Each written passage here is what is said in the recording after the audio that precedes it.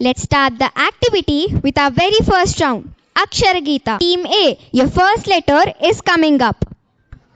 ध धर्मक्षेत्रे कुरुक्षेत्रे समवेतायुयुत्सवः मामकाः पाण्डवाश्चैव किमकुर्वत सञ्जय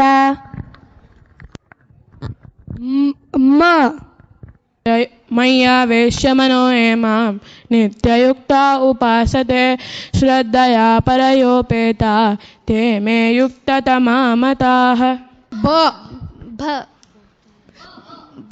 बहुन्या जन्मनामन्ते ज्ञानवान् मां प्रपद्यते वासुदेवः सर्वमिति स महात्मा सुदुर्लभः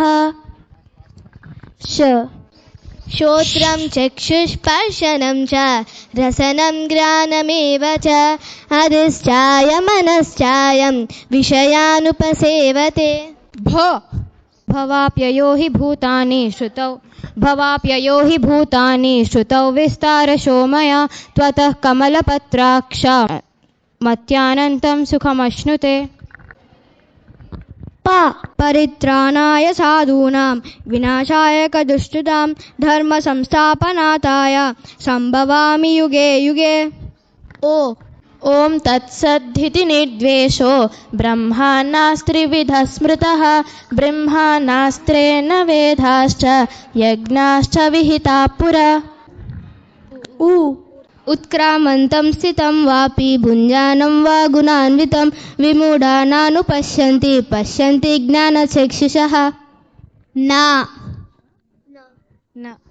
न कर्तृत्वं न कर्माणि लोकस्य जुटति प्रभुः न कर्मफलसंयोगं स्वभावस्तु प्रवर्तते।